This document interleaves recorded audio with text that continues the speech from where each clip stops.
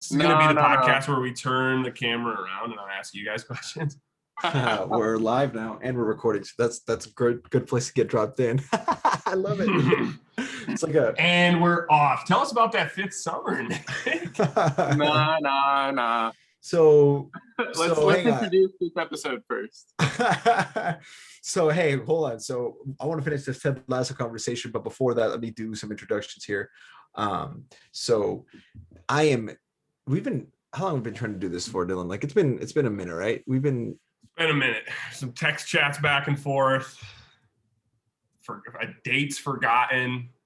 I mean, I think I asked you to do this like maybe, I think in December. I remember you telling me about you wanting to do this, like before you actually started the Ponytails podcast. Yeah, here we are. That's right. So here we are. So so anyway, so we are here with Dillon Barr, who sold for 5 summers and was originally with Foundation. You were from Michigan originally, Dillon. Right? Am I saying that right? Yeah. Port Huron, Michigan.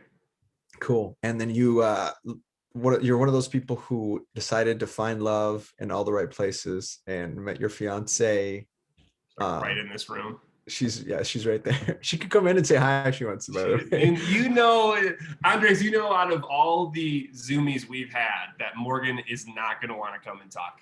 She's going to keep her space, do her shit. She's like, don't get me in your shit. Yeah.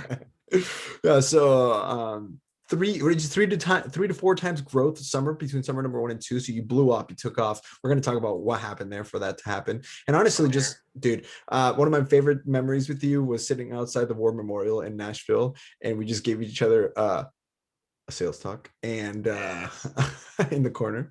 And yeah, dude, it was so much fun. I remember I'd never seen someone do a scripted sales talk so well in their own voice. That was like really the first time I felt like I was given permission to add a little bit of my own flair to what ended up being my sales talk that first summer, and you really helped me. So that's pretty baller. So, dude, my favorite part of that, I don't still use. There's still times I'll use it from here and there, but I remember you said something in your sales talk when we were practicing that I used all summer, which is when you're doing the price build up. And you're like, yeah, you actually get all 4 books, and it's just like, I think it was $480 at the time. Yeah. And you're like, price comparison. He's like, yeah, I was talking to Mrs. Jones down the street. She said she spent like $2,000 on her couch. All they do is sit on it. I was like, I'm fucking using this. This is perfect. Dude, get the fuck out of here. I only sit on that thing. I'll buy these. You did the thing when you met the kids that you would go, how you doing in school? A's and B's, B's and C's, C's and D's, dude, and everything. You would totally sell it, and the kid would just laugh. Oh man, that was awesome. So glad to have you on here. Nick and I have been psyched for this one for a while, and we're really excited for all of them, but this one's one of those where it's like, dude, this is a funny person. It's just going to be a conversation of laughs. So just get ready to do some ab workouts, because suck it, all other 22 episodes. That's right. Yeah, this is our favorite. Dylan taught me how to take care of my back with one of those like Theracanes and stuff. I remember that was one of the first conversations that you and I had in person, and like Christian DeBay was there, and it was like at checkout or something, and I'm like, how did I not know about this? Yes. Oh, that's good stuff. That's how everyone feels when they have, I think they're called Theracanes. We call them just a Bo Peep because it looked like one of Bo Peep's little, man, because how tall are you? For me, it's like 6'4". Exactly, 6'6". Man, I got to take care of my back first and foremost.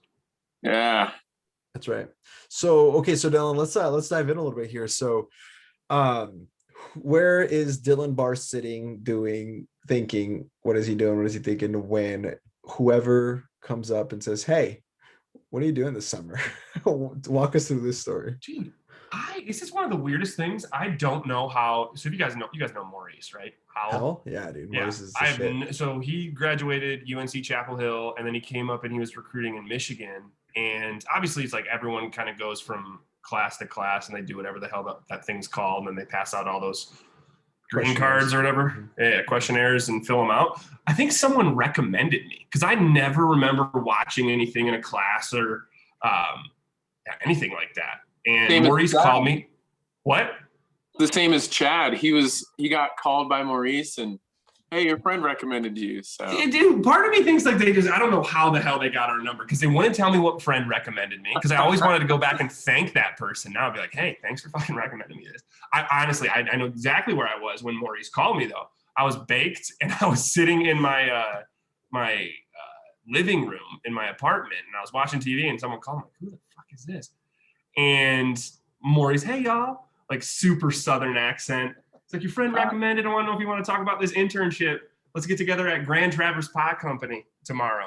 And at this time, I'm like, Blitz. I'm like, all right, I mean, sure. I got nothing else going on tomorrow. I guess I'll meet you. And I ended up fucking meeting him at Grand Traverse Pie Company, and he told me about it. And I said yes in the first interview. I'm like, yeah, man. And I honestly like didn't fully know like what type of books it was. Like I think it was just like I thought it was magazines, to be honest. Like just something where I'm selling door to door for the summer. I had just gotten out of like a really shitty relationship and it ended horribly to the point where I'm like, I don't want to go back to my fucking hometown. This is embarrassing. Yeah, I'll do this internship in Minnesota.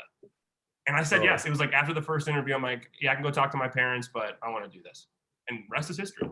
So what part of the year was this? Like, was this in the fall, spring? Sounds like it was closer to the summer.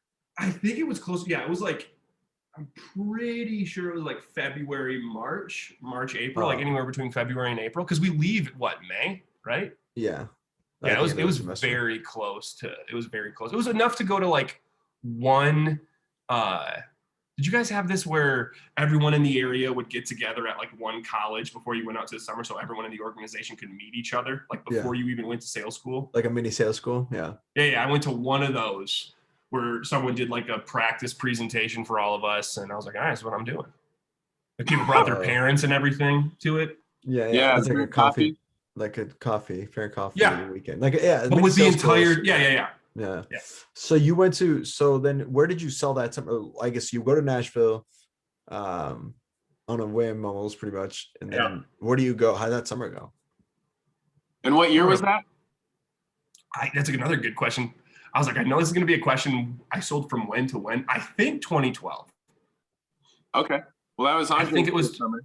No, we didn't have the same first summer. You were already a manager. So it must have been at least. Maybe then I'm 11. I was 11 then. 2011, okay. It was 10 or 11?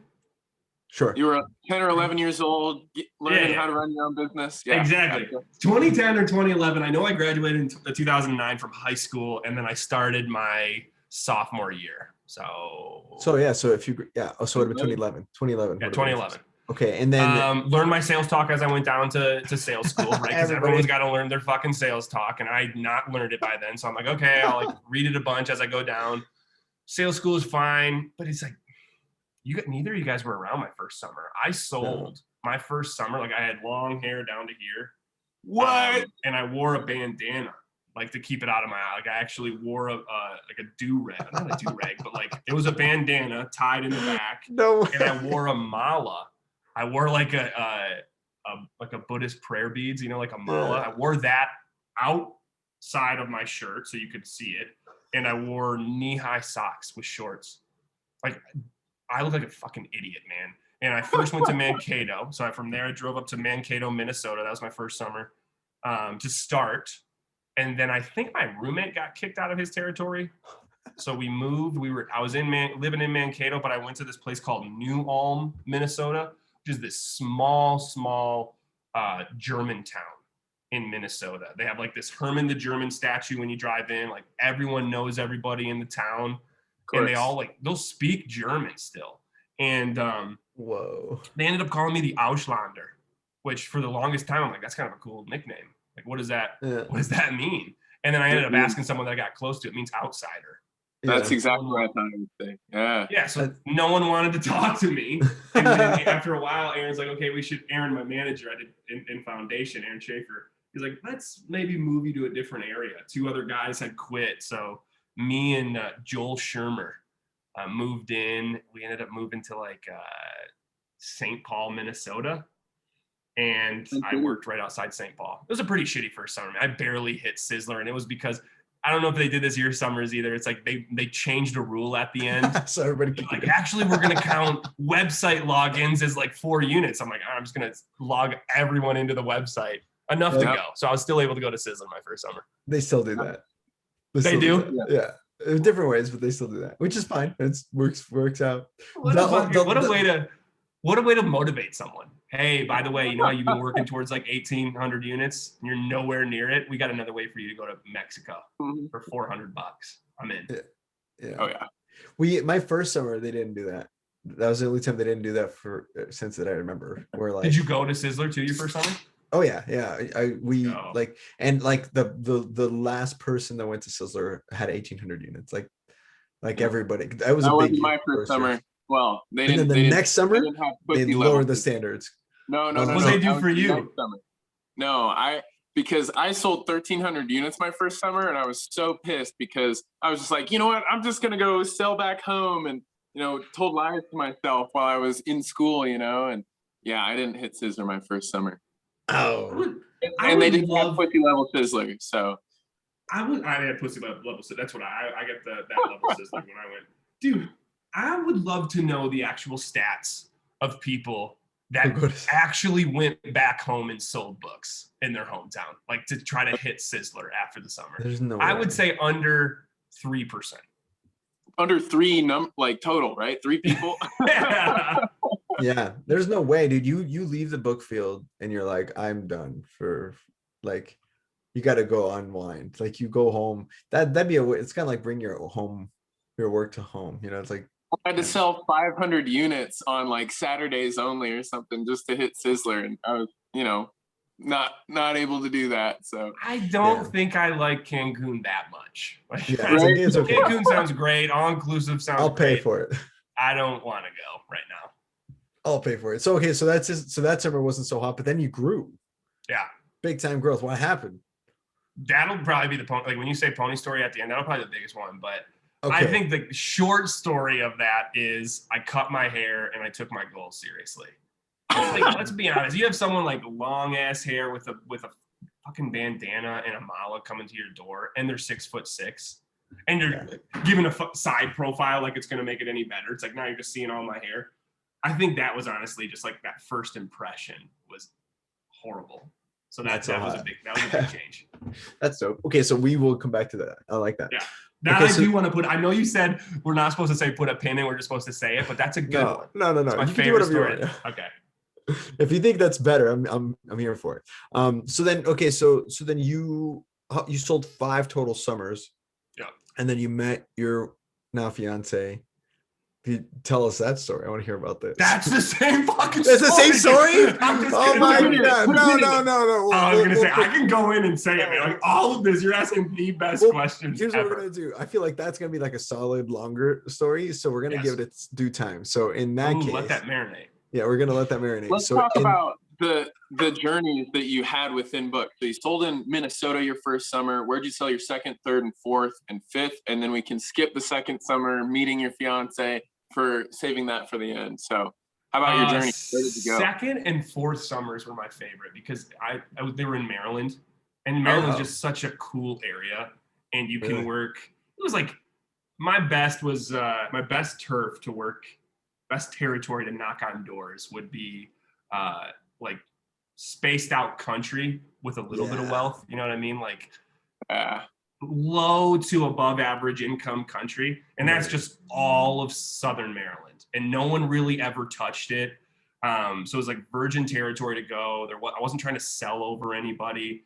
I sold over myself my fourth summer because I went there my second summer. My third summer was in Houston, Texas. Worst experience of my life. Houston sucks. Brandon Q said that as well.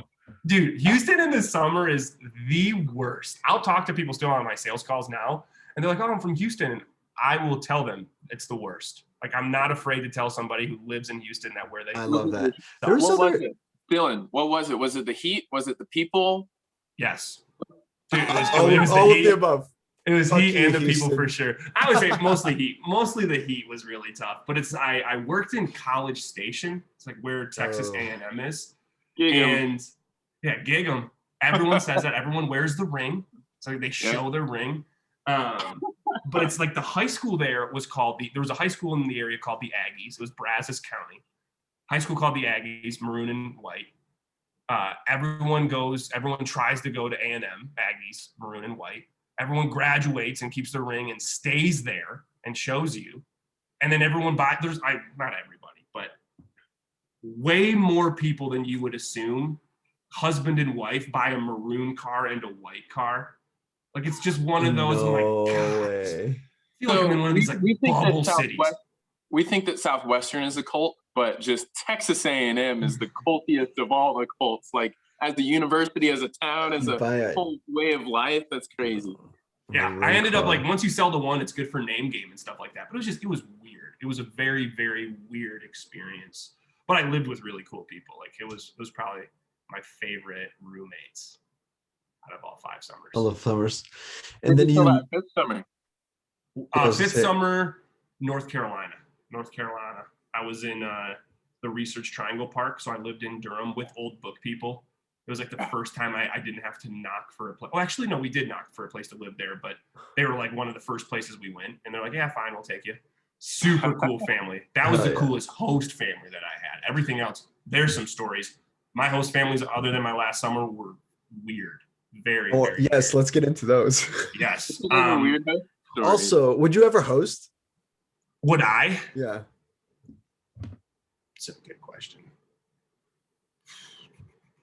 Right now, no.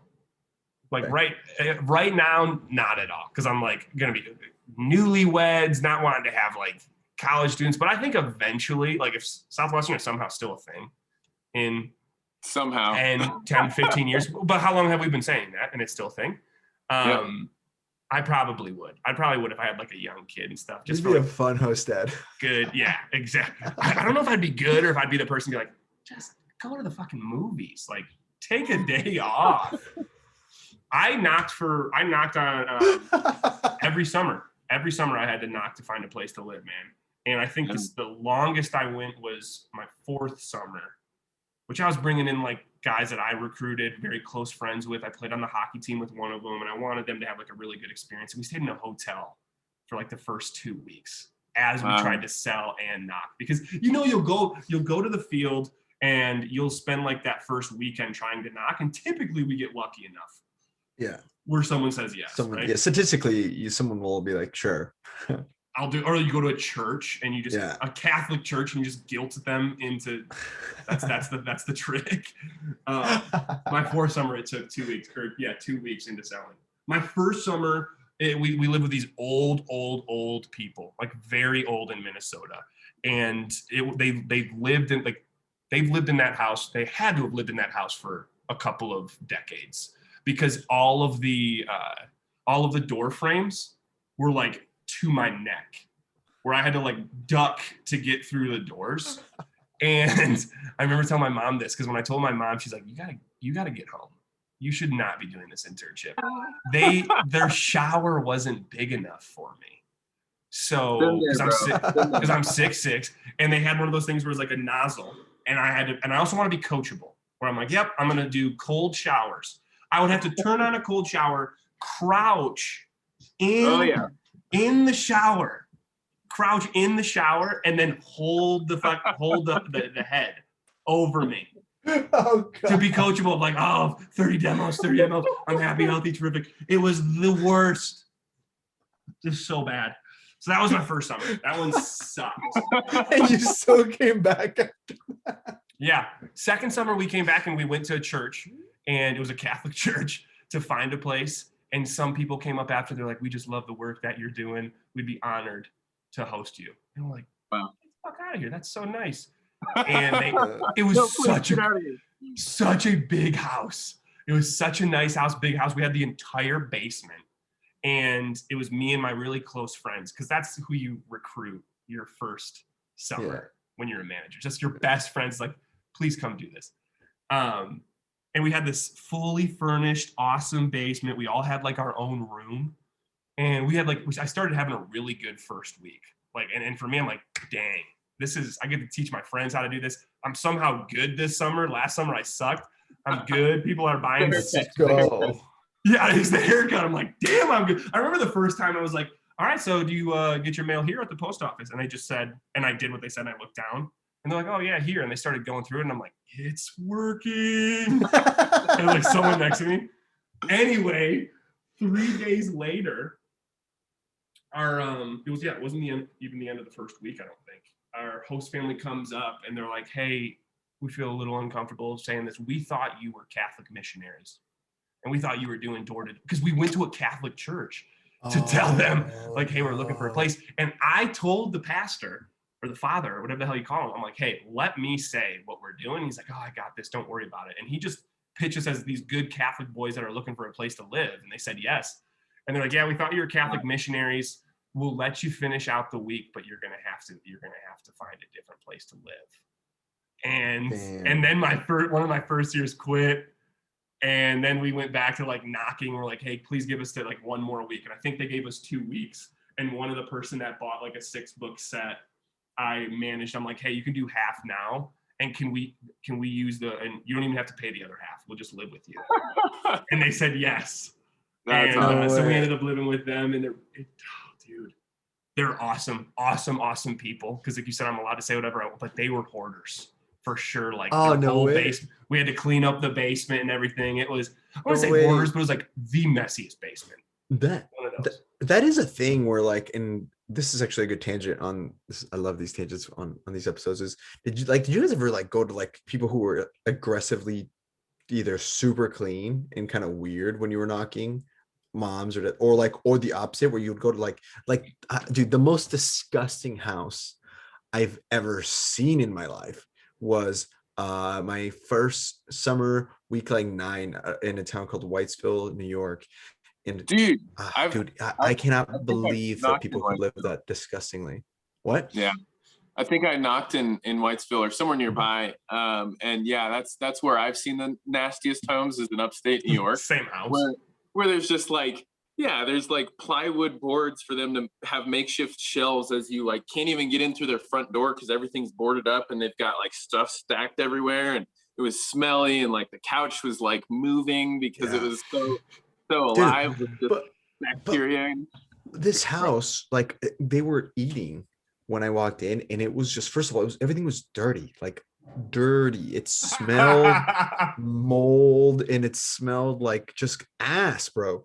I sit down and I'm like, I'm getting my clothes dirty by sitting on this couch. Yeah, dude. The guy eats, and there's like, they have their ceilings are exposed, so they have like 2x4s. Did we knock on the same door? And the guy fucking eats. He picks up the plate, and he just leaves it in the 2x4 beam that I now see has plates from like times that he must have put it up there. And there's like, some of them have like flies flying on it. Some of them have like dirt underneath of it. A couple of them had like maggots hanging. Like, I'm just like, how do you live like this? Like, at what point are you going to be like, I should probably like clean up a little bit? Like, it was, I should get my shit together. I've never witnessed something so. And then I ran into hoarders that were like, they just had all everywhere. There was like things everywhere. I couldn't believe that.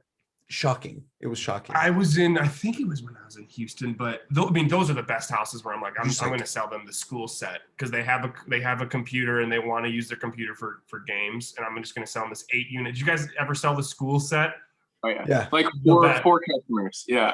Yeah. Dude, I used to like, anytime I saw someone that's like super, like they wanted to help their kids, it seemed like, but they're like definitely that family that you just described. I'm like, all right, how about you guys just play some games, but maybe you can learn while you're playing. 8 units, $100. It was nice. Yeah. Weak order that they're not going to come through. Yeah. It was in Texas, and it was literally a half a trailer, whereas like it was half of a trailer, and they put some type of wall up, because it was like a trailer cut in half. And it was one of those where you walk up and you're like, this is going to be really bad. I'm going to demo this on the porch because I don't want to come into your house. It's gross. It's very gross, man. My 4th summer, it was like cockroach infested basement that we found. And then that was our host family. They went to like, I think they were like 50. They were probably 50s, 60s. And they went to fairy festivals. And like you guys, I did not know what that was. So we asked him, and it was dressed up as fairies. Yeah. And went to a festival. Like Renaissance fairs. Yeah. Exactly what it sounds like. Yeah. And they would always go to them and they'd always want to talk to us. And clearly it's like they're people that have done some psychedelics in their life, and it's like a perma high. And they always wanted to tell us about like Fairy Fest they had coming up. So it was a game where whoever had the worst day would have to go and make sandwiches for everybody, because you pack your sandwiches for the next day. So if you had a bad day, you would go make sandwiches for everybody. And I think it was for me, like I had to double them because I was the manager and they were first years.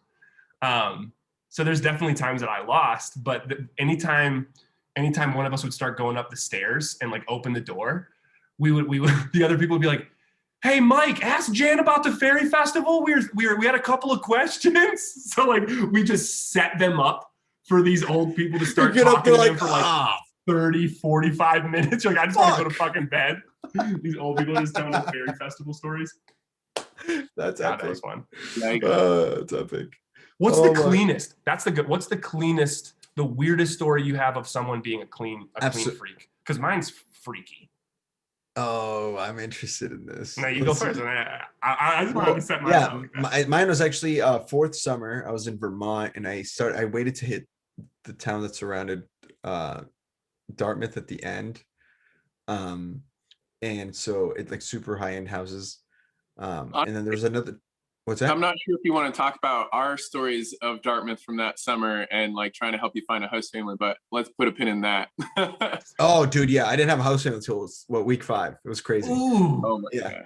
Yeah, I was staying in my car with first years, yeah, and he totaled his car. I have now fourth summer was fucking wild, but anyway, so yeah, dude, so there was another town called Waterbury. I was just selling in the high end, and I was just cleaning up. And I was going back between these two towns, and there was a house in between these two towns that I was trying to catch. And I finally got there, and everything was white. They painted everything white, the countertops, everything. And the lady had me take off my shoes at like right up front. Had to take my socks off, and then dump them in like she had like a little bucket, or like it looked like Tupperware but bigger, like a little thing. And I had to like stand there and like rinse off my feet and then step up to the house. Yeah, it was crazy. Was that like, so like, was the bucket out there like, hey, everyone has to do this? Or is like, you're a door-to-door guy, I don't really trust you, so clean your feet. It was just there. It looked like the place where a dog or a couple of dogs would drink water out of if they had big dogs, but no, just I had to sip in there, and I was like, this is fucking outrageous. Did they have like explicit reasons? Was it like religious? I never reasons? asked, dude. It was one of those where like she let me in the house, and then before I even got in, was like, "What are you doing?" So I had to do like a quick door demo, and she's like, "Oh, I'm not interested." And I had to fucking get my shit back on and go back. And I was like, that was the weirdest thing I've ever experienced this summer. So you didn't even, you had to do all that work, and you didn't even, nothing. You weren't even. Yeah. That just is to the get it worst. And I'm like, I could have done this on the porch, but she was like, "Come on in," and I'm like, clean yourself. Clean your feet. And I was Maybe like, she just saw you and she's like, this guy needs to clean himself. I'll let him in my house. I get that a lot. People think I'm white, but just dusty. Just rubbing your face, rubbing your cheeks. Nikki Novals, what's the cleanest house you had? Do you have any stories there? None that I can think of. I had the extreme dirty stories, but that's it. I want to hear this creepy house that you went into, Dillon. Or whatever they were clearly clean, right? Like they're clearly like neat freaks and stuff. And I used to have like stepmoms, like anytime you come in the house, like 5 times a day, you got to go like wash your hands. She'll like remind you to go wash your hands and stuff. And I'm like, all right, because I'm used to that. And I was in a lady's house, like very wealthy, like clean cut. She was I think she was buying like the Ask Me's and the Explore and Learns for her kids. And I'm like, hey, can I use your restroom? And we went and used the restroom, and she's like, did you use the toilet paper? And I was like, no, I just took a pee. And she's like, well, yeah, but did you use the toilet paper to dab yourself off? And I was like, what?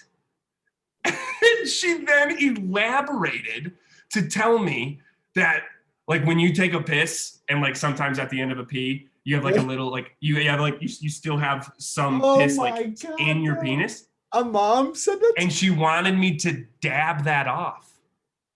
So, dude, because she's like, there's like something about infections or something like that. Did she and say it was very much like, hey, finish the sale and let me get the fuck out of here. What'd you say, Nick? Did she tell you to go back to the bathroom and do the No, deed? because I looked at her like weirdly enough to be like, I'm not gonna do this. This is very weird. So weird. I just met you. I just came into your house. But that's Piss just as has weird as super ammonia dirty in it. people. Right? That's Piss just as has weird as. ammonia in it. You're sterile. Oh What the my fuck? god. She was like very, and then she like explained. She kept explaining it as I was taking like her information and stuff, and it's like this is weird. Awful. This is That's very, very crazy, man. Oh god. Jesus. Okay. That's about as clean as it got. Yeah. So let's transition. How do you want to transition after that? Let's transition here a little bit because that was weird. Holy shit, we need to talk about something else. Go ahead. A mom asked you to wipe the drip off your pee. So Mhm. like that's not quite that's a story. You can now stream Ponytails live on Spotify podcast. I am your host. No, that was great. But see, that's what this podcast is about. It's just sharing these crazy things because people like that exist. And those are the people that we met. And at the end of the day, that's what this job gives you, is just like this incredible experience of the extreme highs and lows across the board of life, just like, I mean, it's just life experiences in 3 months, So let me ask you this, because I know I already kind of know the answer to this, but like, what are you up to now? And then if you could share a little bit about like how those experiences from Southwestern can I help you prepare for being good? Because I know for a fact you're badass at your job. You're like one of the fucking beasts of the beasts. And so, what are you up to now? Tell us a little bit about what you're up to with, even outside work, if you have anything to share about that, but then how Southwestern really helped you with all, across the board with these things, or like what lessons you learned along the way. So because I did 5 years when I sold, and then my last summer, so my fiance and I overlapped like 2 or 3 summers, I think it was 2 summers. So she was going into her 3rd summer when I came into my 1st. And then she ended up doing 5 summers. And by that time, I think I was on my 3rd summer. And we did 2 more summers apart. She worked with Great American, hated that. And then a couple other companies. And then there was an old book guy that had a say in starting Family Heritage, the insurance company that was in Southwestern's like umbrella of companies. His name was Scott Roy. And he had got together with old friend of his who did something similar to like Landmark or MITT. It was called More to Life, but they would teach people like these, how to train your mind and things like that. So Scott Roy and this guy, whose name was Roy Witten, linked up and decided to start a consultancy where it was a sales consultancy. And then they really found a niche with socially minded businesses. So like 3rd world countries. I think their first contract was Cambodia. It was a company called IDE. And it was basically toilets in like the very rural areas of Cambodia, and they would help sell them. And then they would sell them to like a landlord who could then use it to build a business. So it was very much a sale to like try to stimulate the economy, but people didn't know how to sell. So Scott and Roy went in there and trained them, and they like just had incredible results. It put a name on it. It put like Scott and Roy's name out there, and they really expanded the consultancy. And what they would do is they would go and train these companies in 3rd world countries all these practices that we basically learned in Southwestern, right? Controlling the controllables, how to have a good approach, how to have a good close, all that stuff. And then it's easy to go in and train someone, but there's like a stat that says like 60% of it is forgotten in the first couple of weeks. So then what they would do is they would embed somebody in the field. They would take a consultant and embed them in the field for like 6 months after the training to make sure people continue to use these practices. And they would only hire book people for that. So Morgan, my fiance, has always wanted to go into like international development to work in Africa. And she got a job with them. And she was going to move over to Kenya. And I was like, fuck, I don't want to be, I like the long, I can deal with the long distance, but I don't like that far away. So let me see what they're doing. And I ended up getting a job with them as well. So I had a contract. I had one contract in Indonesia. And then Morgan and I lived in Kenya for about 2.5 years. And then Tanzania for a little bit. And then came back here. And I've always been passionate about writing books. So I work for this company now called Self-Publishing School. Yeah, go ahead, Nikki No Vowels. Yeah, so were you smoking a ton of weed in Kenya? I actually just told the story last night. No. It was like the cannabis you'd get in Sizzler, right? So it's like you go to Sizzler, let's go. Where it's like you go to Sizzler and it's like you go down to the beach and that one guy's like, hey, sir, do you want cannabis or do you want a cigar? Was like the first question that he asked. I'm like, I don't need cigars. He's like, what about cocaine? And I'm like, Jesus, dude, you skipped a lot of steps. I'll take some weed, but you skipped a lot of steps. You went from MUFU to CEA, bro. It's like very an ask me in there, like, jeez. But it was always shitty. It was always shitty cannabis, right? So it was the same. It was the same in Africa. So I took my pens over there. So I would just because like pens are easy to put in like a check bag. So I took my pens for a little bit and we just like, I was very sparingly with them. I didn't really smoke that much over there. There was a lot of introspection time. None when I was in Indonesia. But I remember one guy that I was very close with in the area. He's like, hey, I have a buddy that I'll go to here that, you know, he sells. I was like, all right, I mean, cool. And he gave me his number and I texted him and the guy was like texting me. He's like, hey man, do you prefer sativa or indica? And in my mind, I'm like, dude, shut the fuck up. You have really shitty cannabis, I'm sure. So whatever you want to give me, I'll take. And I get an Uber, which crazy enough, Kenya has Uber over there. Cool. Get an Uber and I put in this guy's address or like the rough area. And the Uber, I mean, spoke English because we were in kind of like more of a hub where there was more expats and most people spoke English. So Uber's speaking with me. He's like, hey, where are we going? And I'm like, I'm just going to my buddy's house in Karen. Don't worry about it. We kept driving and he starts looking around more.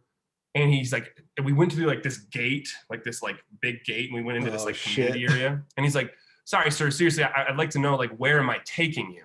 And now I'm getting kind of freaked out. I'm like, why does it matter? Like, you're taking me to my buddy's house. Like, why are you asking?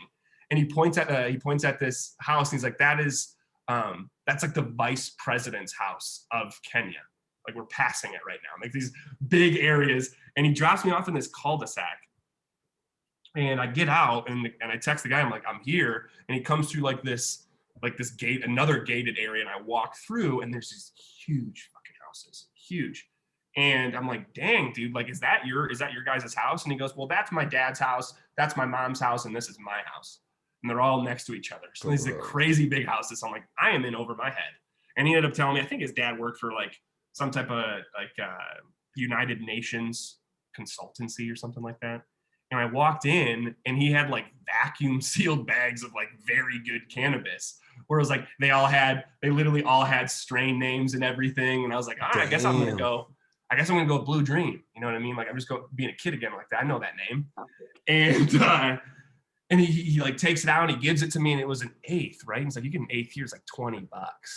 And I think he's like, yeah, so that's like $100 or $150. And I'm like, whoa, like, I'm not going to pay this. Are you kidding me? I thought he was trying to rip me off. And he instantly feels bad.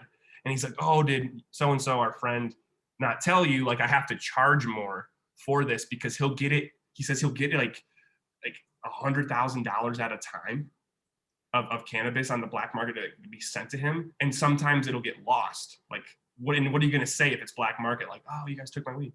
So I'm like, whatever, dude, I'll pay more. Yeah, exactly. I paid for this. I'm like, whatever, I'll take I'll take it then. I feel really bad. And he's like, well, I'll smoke this with you. I smoke a joint. I had to work that day. Like, I had to type up a couple of reports. I'm like, okay. And he dropped me off in town. And I had been in Kenya for like a year and a half at that time, just not really smoking or smoking like really shitty weed.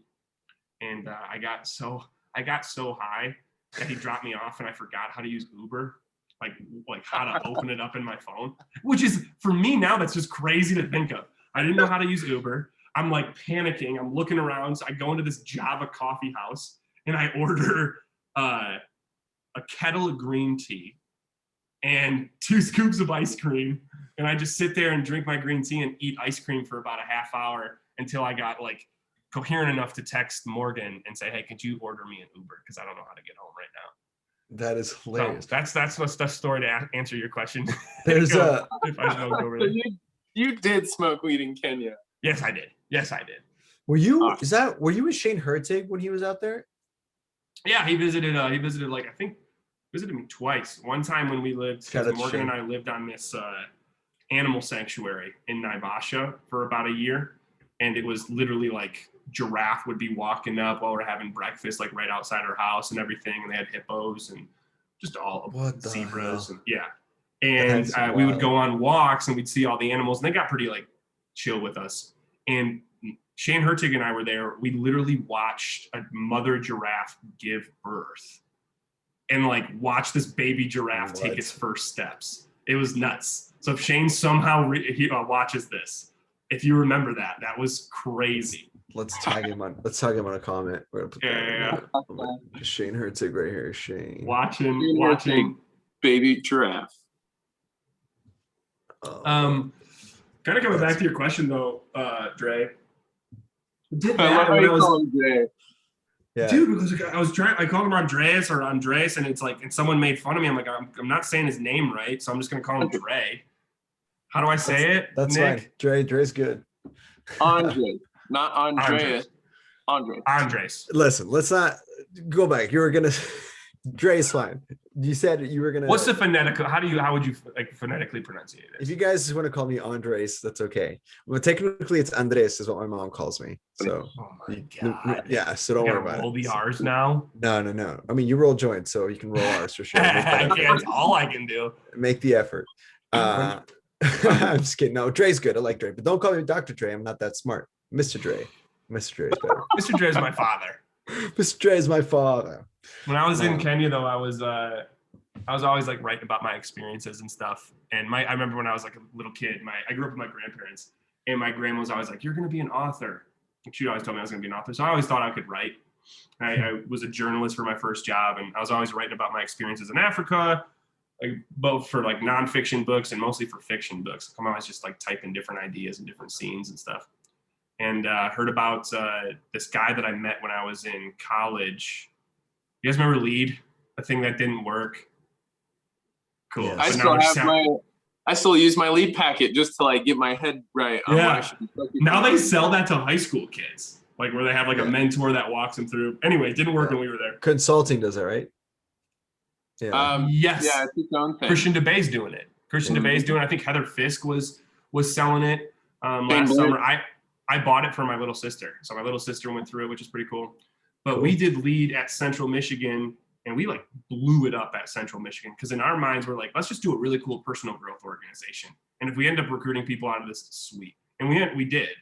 But it grew to like 85 people in a semester. So we had like we rented out like the biggest places to speak, and we do like mini TED Talks every Wednesday.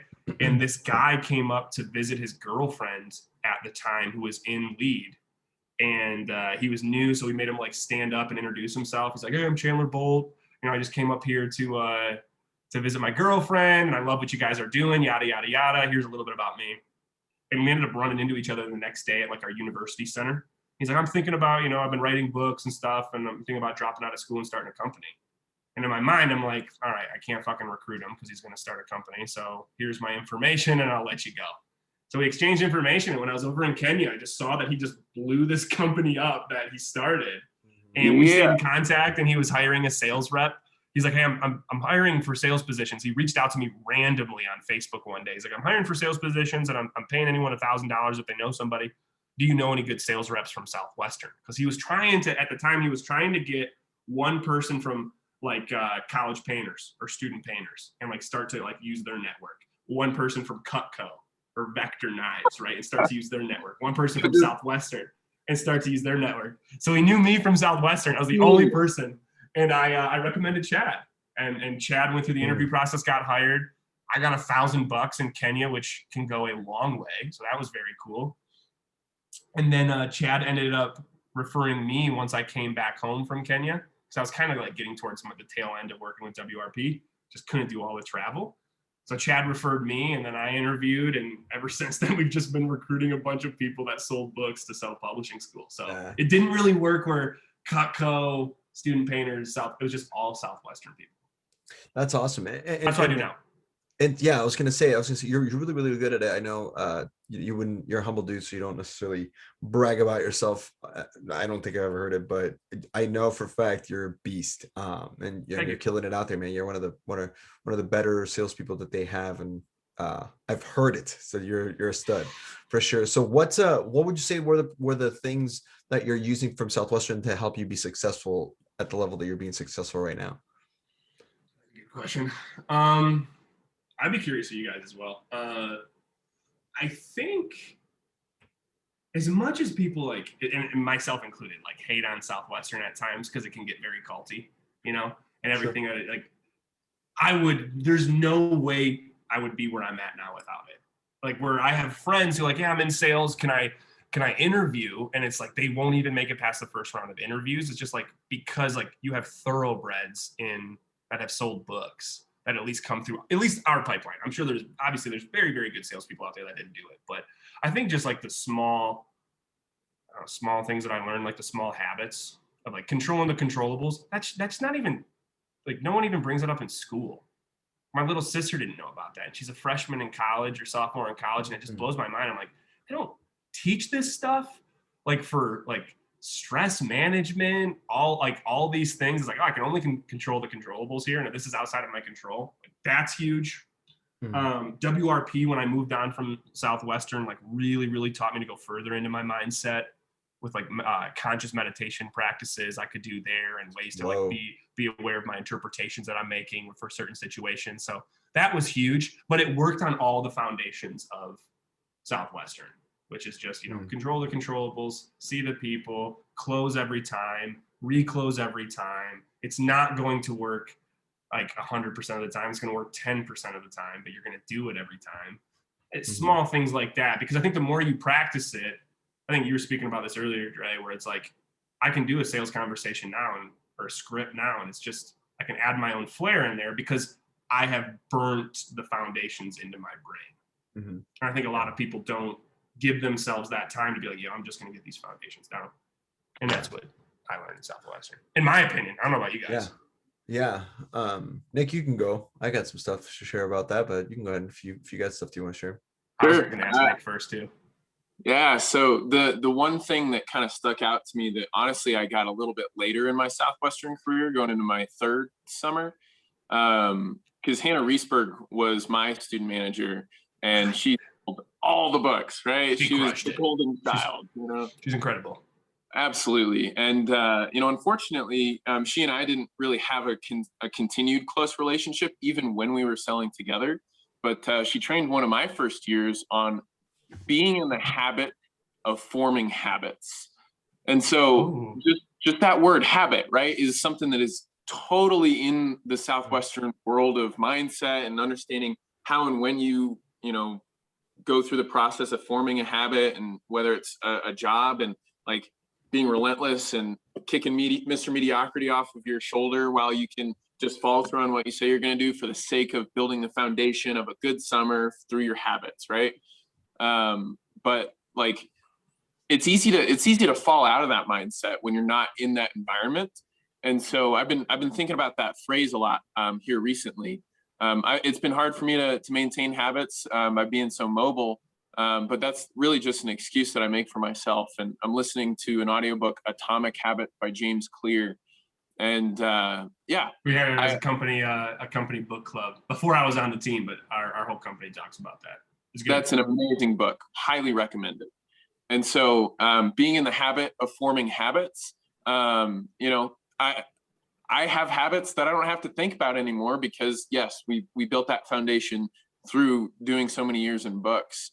So yeah, I would say that focusing on habits is a big one. Another thing that I wanted to talk about when it comes to success in other industries, when I found success in life insurance, it was just because I understood how to read people better. Like I just understood when people were with me or not. It was the concept of the buying line that I was blowing people's brains away with, when like, all right, let's go through the script. Are you aware that this is how you need to like temperature check? And if they're not going up with you, then you don't have a prospect, and you need to figure out how to get off the call with them. So it's just the habit of reading people, whatever you want to call it.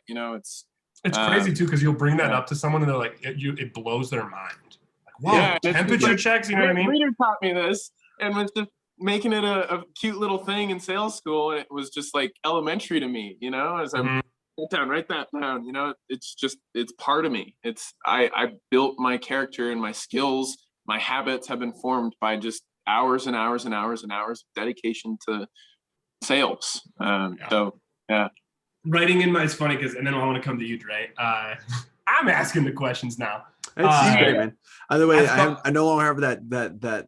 I saw him. You guys to the chat. Okay. In the chat. Cool. Yeah, I saw that. I'm ready. I got another beer right here. Keep talking. I'm gonna grab a beer, but I'm listening to you.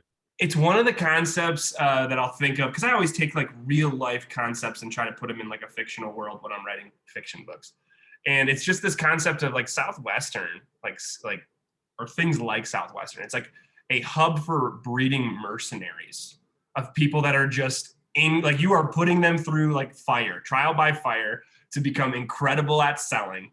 And then they leave there. And I feel like any place that they touch, it's like, if you did well in Southwestern, you're going to do well in your sales role. Could you do well not doing Southwestern? Of course. But if you did Southwestern, you're going to crush any sales role you go into, in my opinion. I mean, I failed at solar, and that's what's the most frustrating, because that's what I've gone to school for. I've been an installer for solar. I project managed solar installs, and it for me, what I'm struggling with right now, and what I'm working on my absolute damnedest, is just simplifying a really technical subject, but not sacrificing the integrity of the communication. Solar is riddled with people who are figuring solar out as they're trying to sell it. So they tell all the simple concepts, maybe with a good heart, maybe with the intention to make it a good deal for the customer, but they're flat out lying to people. Yeah. And so, yeah, that's what I'm figuring out now, is how to make that, make the technical conveyed and understood in a way that's simple and, transparent and all that stuff. So I have failed at solar, but I've been successful at other sales opportunities just because of, what you're talking about. I think, but then right there, it's like being able to talk about a failure that openly. It's probably something that we got with Southwestern, in my opinion. It's like when you fail so many times, like, I'd like to ask, like, what's the biggest failure story you guys have? Because I feel like we can all talk about it. Whereas so many people, it's like, if they fail at shit, it's the last thing they're going to want to bring up, and I think that's just having that mindset, like, yeah, fucking being okay with failure, recognizing that failure is necessary, right? Yeah. I have failed at so many things. I'm sorry, Dre, go ahead.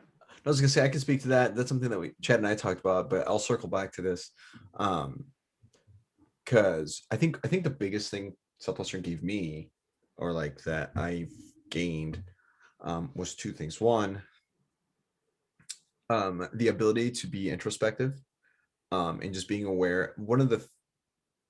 Aware of how I feel. That has to be the biggest change for me, is when I can tell you with 99.99% accuracy the feeling or emotion that I'm feeling at any given moment.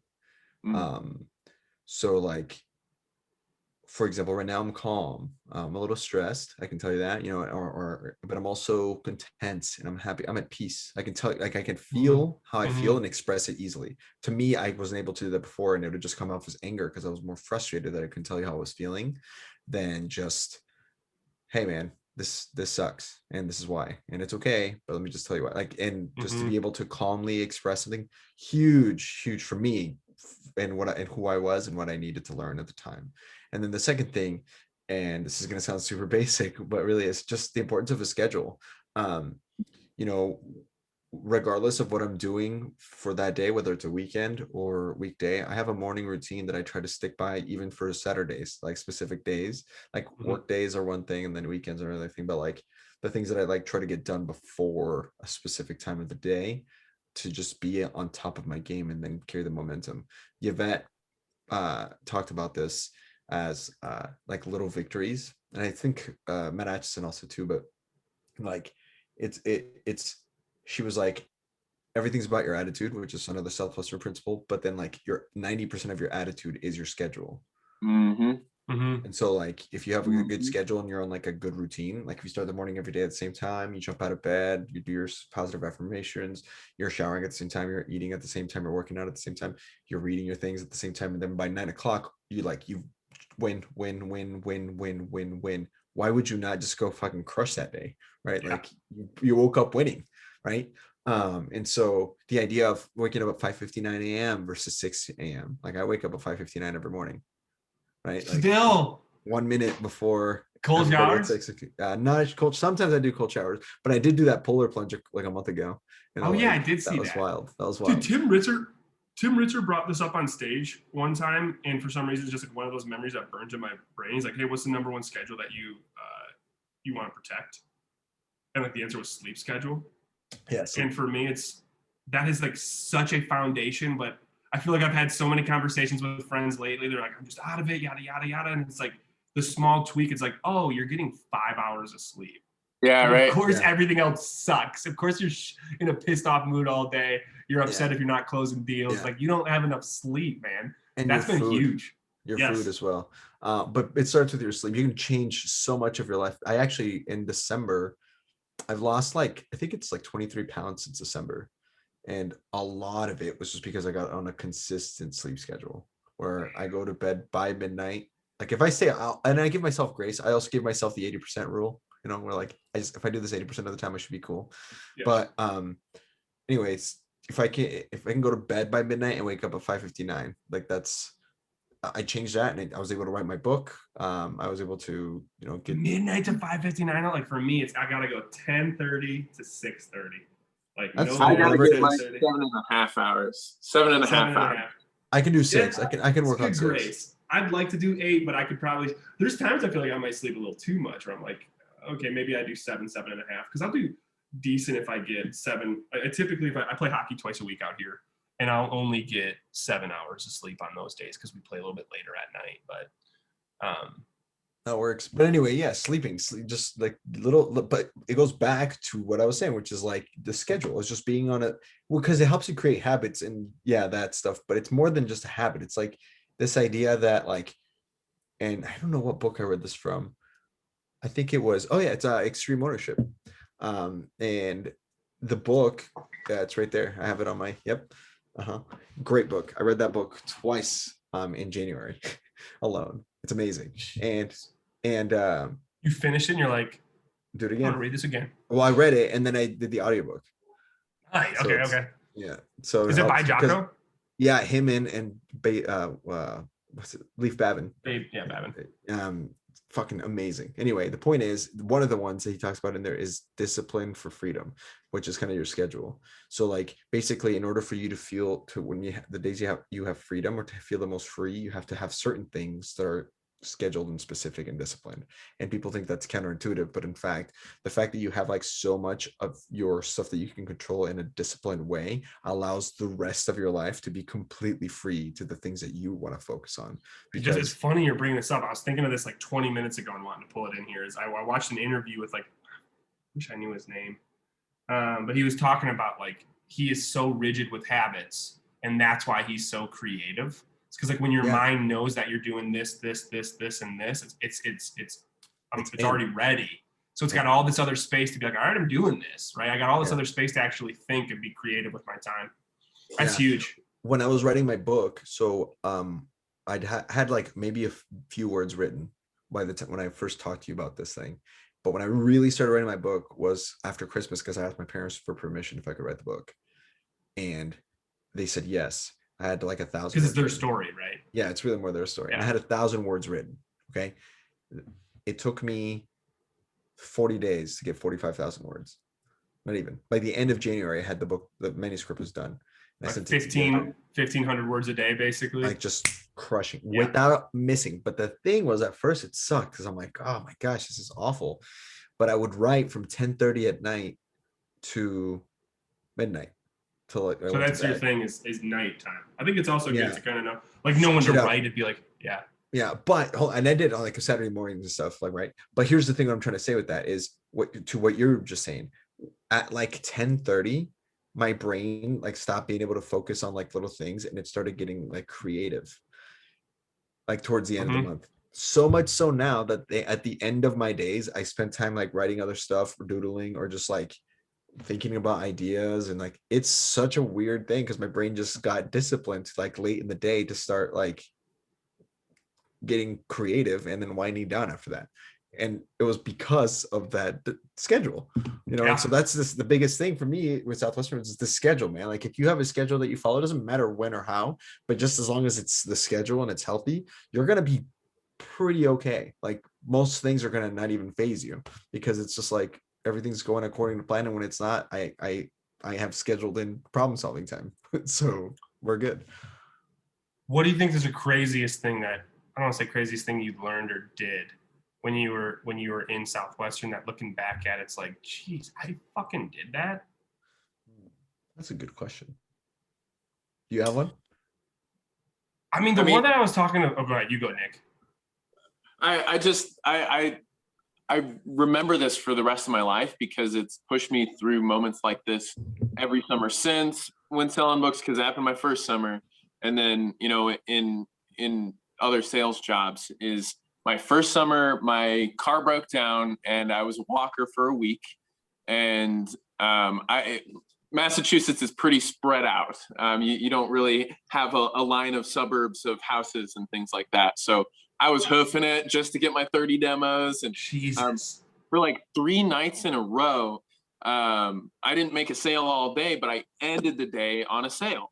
And I remember Keith Evanson was my stat call that week. And I was like, yeah, it was a rough day, you know.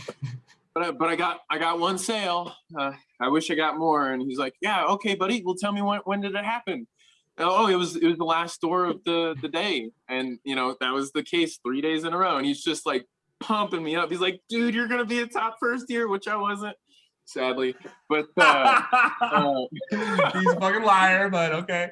Right. Shout out, Keith. But like the recognition that he was giving me, and like this realization that I just don't give up until I get what I came to get. You know, that pushed me through that week and the rest of the summer. And you know, I've had my moments in battling my mind and trying to do that every single time, but it's been good to see that habit show up in other areas of my life, with school, with you know, other sales jobs. And yeah, that was not like the craziest thing I've ever done when selling books or anything like that, but that was the thing that I like to think back on, and with, you know, a healthy amount of pride. And the thing when you can look back on it too is like, because you had the experience of it. Because it's one thing to be like, hey, it's one thing to just say, hey, you should be determined and run every ground ball out and fight to the finish when things get tough. It's one thing to, everyone can say that. It's like you can write books about it, you know what I mean? But it's like, and it's the same thing with like when someone does like a psychedelic, like they talk about in Michael Pollan's books, How to Change Your Mind. It's like you actually have the experience of the lesson though. Like you full on felt that lesson. Yeah. Like, yep, that's why I it's can so like strong. put my mind back in that and be like, you know what? I did it once. I can do it again. I conquered this demon before. I can conquer it now. I was gonna say though, go ahead, yeah. No, go ahead, Dre. No, because you're Dre. I'm Dillon. I'm Dre. I'm gonna change subjects to the weirdest thing.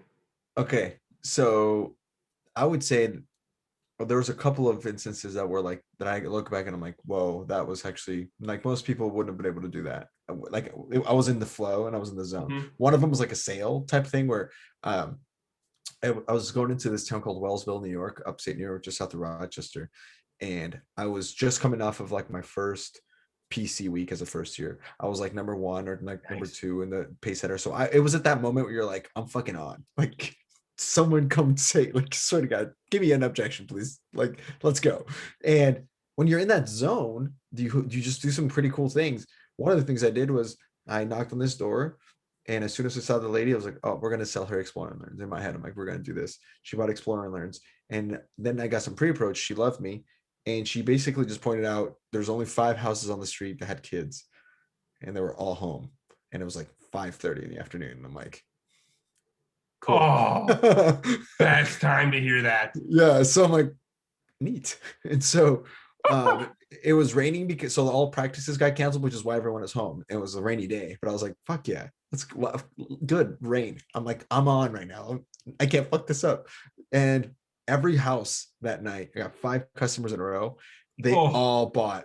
Boom, boom, boom, boom, boom. When I got to the last house, no appointment, 9:40 at night. I could go home. I had like 180 units. Like, I'm like, no, fuck it. We're going to go to this one. And I knock.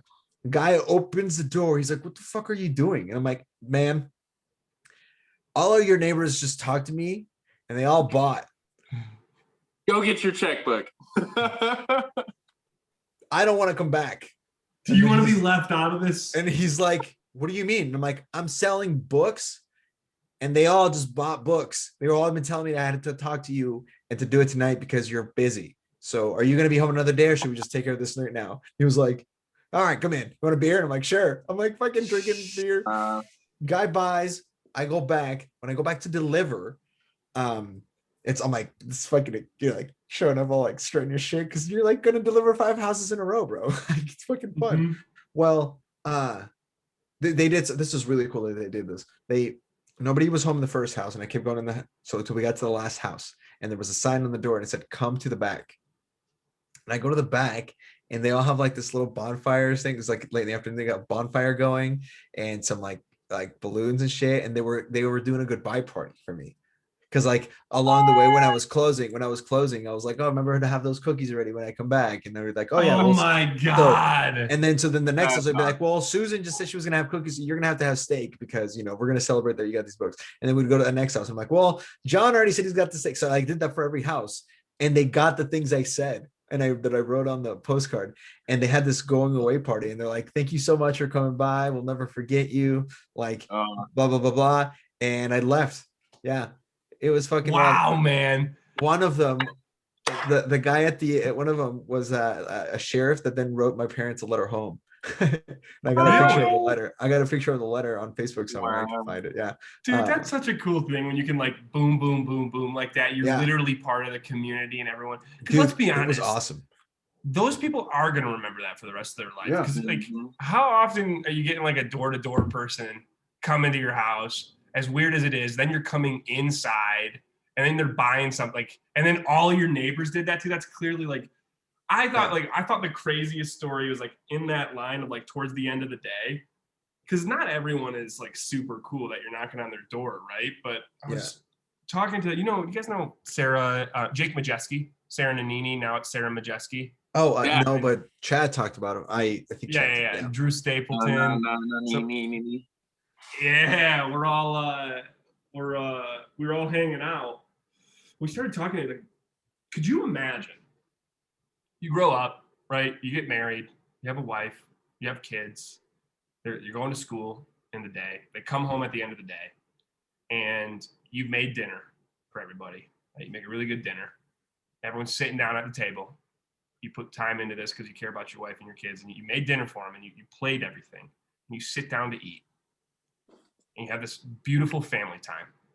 And someone knocks on your fucking door and you go to the door and that person says, hey, I'm just sitting with all the people here with kids, and high school on down to little guys. And you tell that person like, hey, thank you so much for what you're doing. We're fucking eating right now. And then that person says the words, great, I'm starving. What are we having to eat? And you're a nice person, right? You're a nice person. So you hear this and you're like, well, I made chicken. And they're like, great, I love chicken.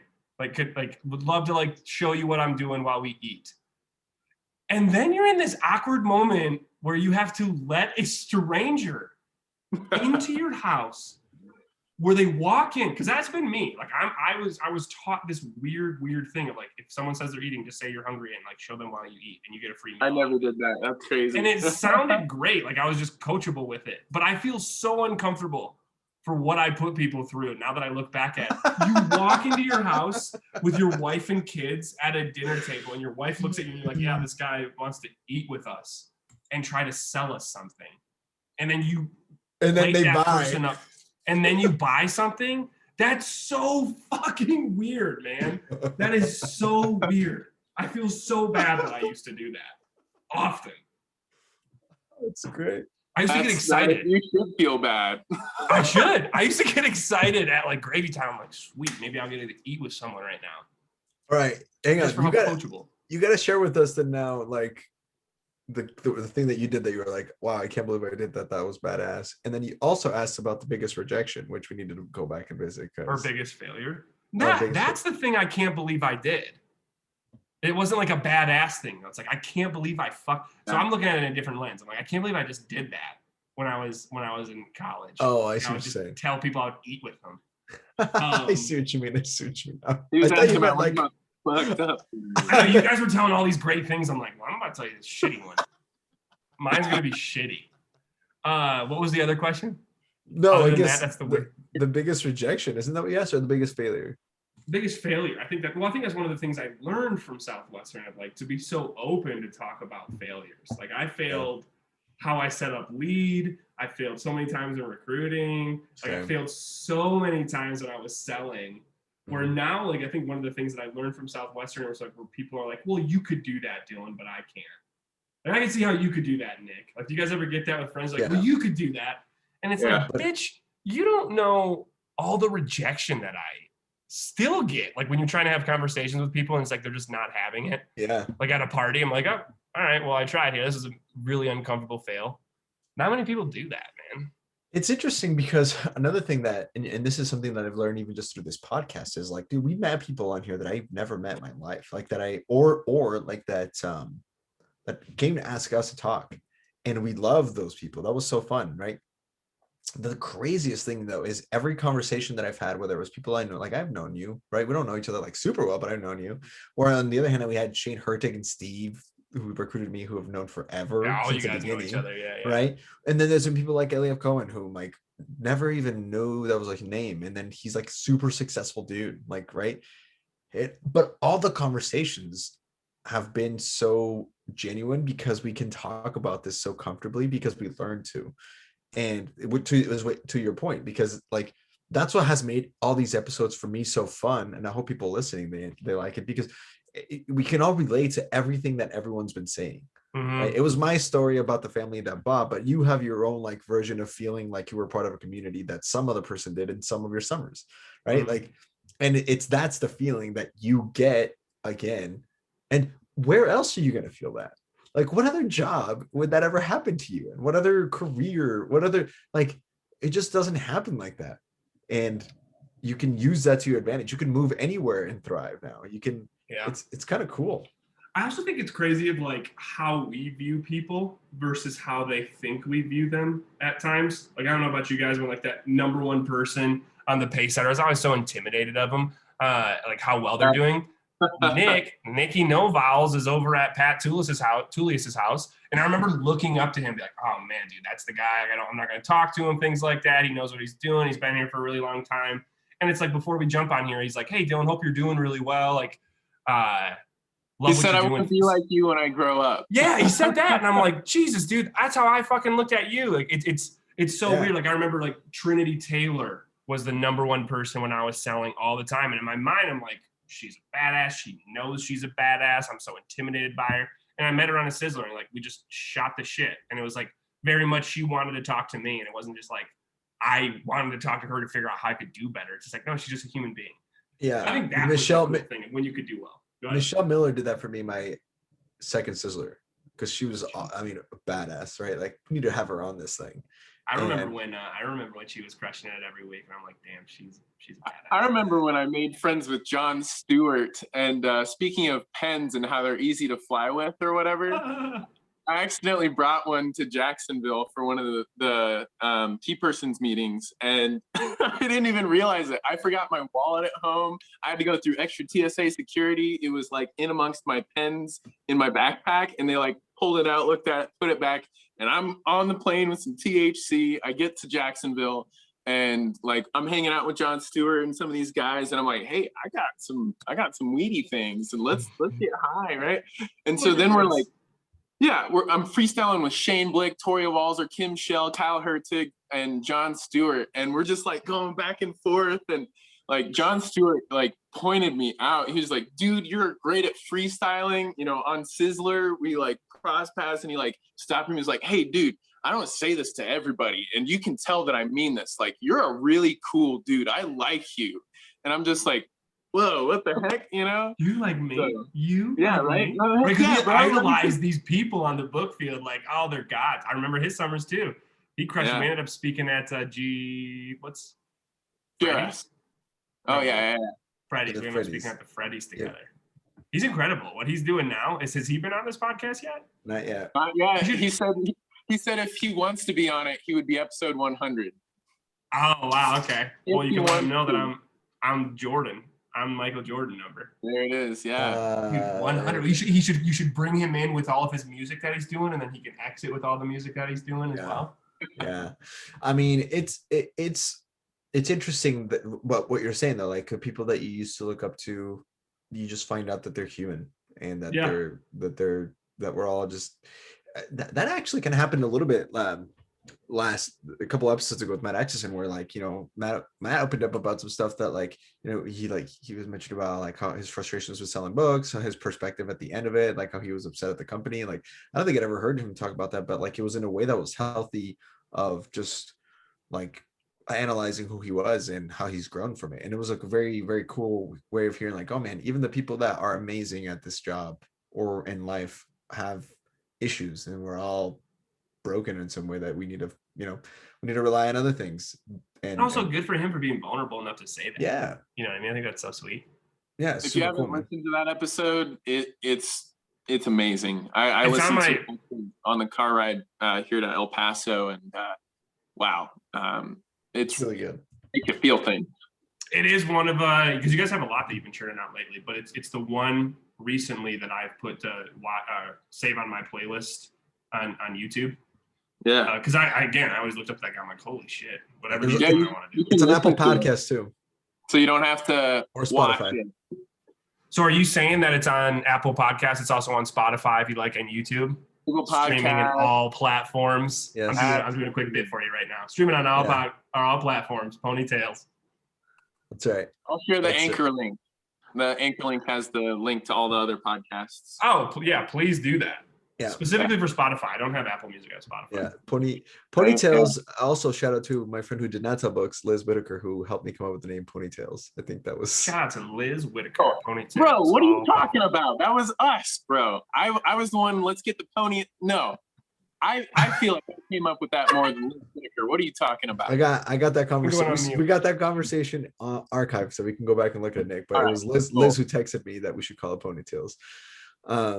Anyway, so I remember when Nick sent me the pictures at first of like what ponytail, like the ponytails picture. I'm like, yeah, that's fucking dope. Oh, yeah. Sorry, Dre. I think I said pony pox is what I initially said, and then she took it a step further. So Liz, I'm sorry if I'm upset. I have a lot of passion for this right now. So unbelievable. Anyway, how dare you?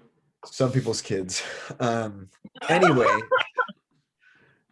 so don't talk that on Shirley and Tim. Yes, I love it, Dillon. I love it. I just went and grabbed my beer too. So it was all bubbles. I just sucked up all bubbles. I'm gonna cough a couple more times. He's coughing. All right.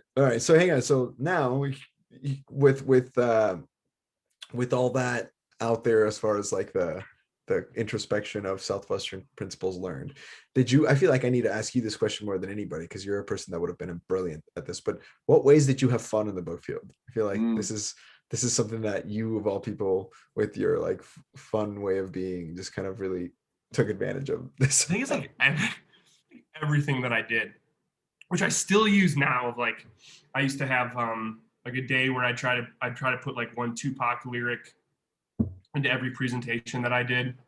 I do that now with like Mike Posner lyrics. I'll put into it, or I'll do like a Pokemon reference, like one sales call or each sales call, I'll do one Pokemon reference. Wow. Just small shit like that. I'd have so many people that I would get so pissed. And I would talk to my DSM, Aaron Schaefer, about this, where, you know, if you follow somebody and then like so let's say Dre's following me, and it's like end of the day, I'm supposed to ask him like, hey, well, what'd you like? What were the big takeaways? What'd you learn? I had a streak of like 10 people where they're like, yeah, you're just you. And I'm like, that's fucking great. What did you learn today? Like, how do you take that to tomorrow? My favorite thing that like we still talk about all the time is it was called hitting for the cycle. When I would do an approach, like, you know, in baseball, if you like hit for a cycle, it's like you get a single, a double, a triple, and a home run in one game. So it was like that, but for an approach to try to get in the door, where a single would be like me doing an approach on one knee, and like trying to talk to him, and then I have to get in the house. I can't just do it. I have to get in the house for it to count. Double, which I honestly think was the hardest one, was like two knees. So I have to be on 2 knees doing an approach at the door, like, hey, sitting down with all the families here. And then a triple would be like I have to just sit down on their doorstep as they come to the door, like talk to them and like try to sit down. And a home run. So obviously a home run, you know, as I was laying down on a stranger's porch. Not typically like prop myself up with my backpack as my pillow, and I would try to get in. When I hit for the cycle, I think it was like 3 or 4 times total out of the 4 years that I tried. That's But anytime someone would follow me, I'm like, we're gonna try to hit for the cycle here. So that was a big one. I love doing that. Anytime someone followed me, I'd have a good time. Like if we had been a really long time and someone's like, I have to pee. For me, it's like, okay. Well, we're not gonna go to a gas station or anything. Like we clearly have to get in a house, you know, like you can't pee. And I would have the most ridiculous approaches to freak people out and to try to make them laugh, because the entire time I was trying to get the person following me to pee their pants because they had to pee and they were so close to it. And I'm pretty sure I got Lisa LaFave one time, but she doesn't want to say it. Where it's like I would just do the craziest thing at the door because she had to pee so bad. And I remember I took like water and I'm like, I'm going insane. We need to sit in someone's house. And I like poured all this water on myself. And this mom's laughing. Lisa's laughing behind me. And she's like crouched the entire time because she has to pee. I'm pretty sure she peed a little bit, but I would do that to have fun. Fucking do. Those are the main ones. Those are probably the big things I would do just to fuck around. Loved it. That's awesome. Did you like? There was always the classics. We talked about these before. You'd be like, "Hi, my name is Andres. Dillon's got something he needs to say to you." And you just like leave the first. With the person following you on the spot. You're just like, "Good luck," or like you would get in the house finally because they would get in the fucking door.